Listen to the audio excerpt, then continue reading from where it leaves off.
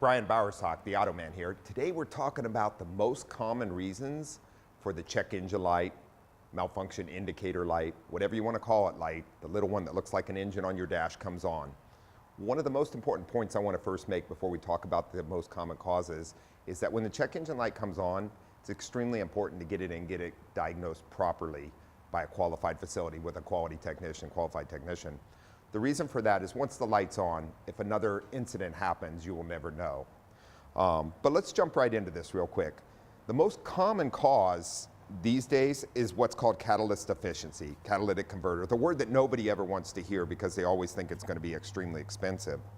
But these days often on newer vehicles, there's new software written because when it came from the factory, the principles were too extreme and therefore it could set off a catalyst deficiency code.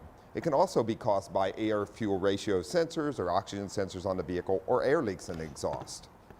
There are several other items that are most common: evap leaks, misfires, and fuel trim, bank 1, bank 2 on vehicles.